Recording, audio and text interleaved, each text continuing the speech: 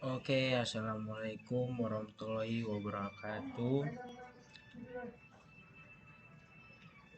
Nama saya Bintang Aldi Darmatra Wahyu Pradana.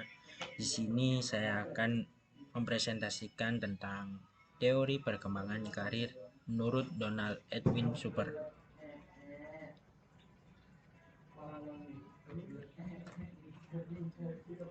Yang pertama adalah konsep dasar teori perkembangan karir menurut Donald Super, yaitu teori yang dasarnya perwujudan dari konsep diri hanya berfokus pada pertumbuhan dan arah dari sejumlah persoalan karir individu sepanjang rentang hidupnya.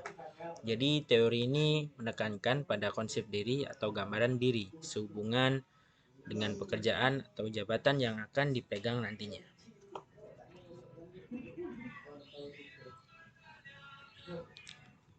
Selanjutnya yaitu tahapan perkembangan karir super. Tahapan ini dibagi menjadi 5 bagian, yaitu yang pertama growth atau yang disebut dengan pertumbuhan.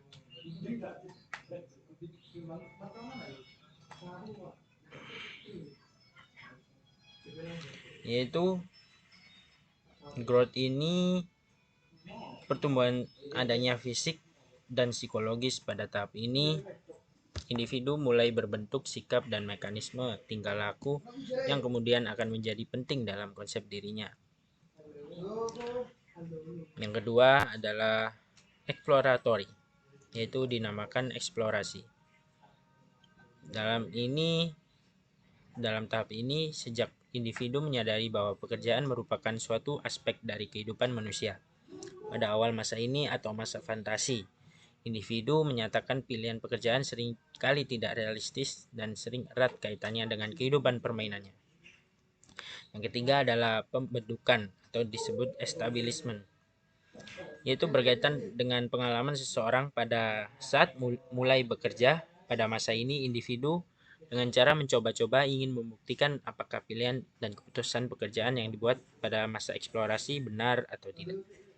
Yang keempat adalah maintenance, yaitu disebut pemeliharaan. Dari tahap ini, individu berusaha untuk meneruskan atau memelihara situasi pekerjaan yang dilakukan dan konsep diri atau disebut self-concept mempunyai hubungan yang erat. Keduanya terjalin oleh proses perubahan dan penyesuaian yang kontinu. Pada intinya, individu berkepentingan untuk melanjutkan aspek-aspek pekerjaan yang memberikan kepuasan dan merubah atau memperbaiki aspek-aspek pekerjaan yang tidak menyenangkan. Tetapi tidak sampai individu itu meninggalkan pekerjaan tersebut untuk berganti dengan pekerjaan yang lainnya. Yang kelima adalah decline atau disebut kemunduran. Tahap ini menjelang berhenti bekerja atau pre-retirement. Pada tahap ini, perhatian individu dipusatkan pada usaha bagaimana hasil karyanya dapat memenuhi persyaratan atau output hasil yang minimal, sekalipun individu lebih memperhatikan usaha mempertahankan prestasi kerja daripada upaya meningkatkan prestasi pekerjaan. Selanjutnya yaitu aplikasi dalam bimbingan konseling. Teori ini juga dapat digunakan sebagai dasar supaya proses konseling karir akan menjadi perkembangan kemantapan karir yang dapat dipecah menjadi beberapa komponen yang diukur oleh inventory pengembangan karir.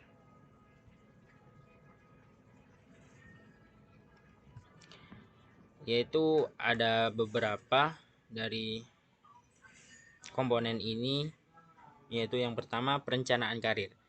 Kematangan karir individu secara aktif terlibat dalam proses perencanaan dan menganggap diri mereka menjadi begitu terlibat.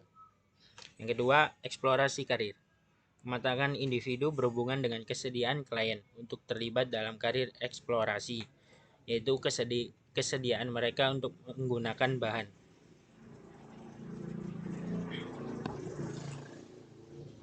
Yang ketiga, pengambilan keputusan. Kematangan karir, individu mengetahui bagaimana membuat keputusan dan memiliki keyakinan pada kemampuan untuk melakukannya. Yang keempat, informasi dunia kerja. Komponen yang paling jelas ini dari skala ini membuat informasi yang akurat memiliki tentang pekerjaan. Yang kelima, pengetahuan tentang pekerjaan yang disukai. Orang memilih pekerjaan dan menjawab pertanyaan tentang pekerjaan yang kualifikasi yang diperlukan untuk memasukkan pekerjaan tertentu. Oke, cukup sekian. Terima kasih dari presentasi saya tentang perkembangan. Teori perkembangan ini menurut Donald Super. Terima kasih. Wassalamualaikum warahmatullahi wabarakatuh.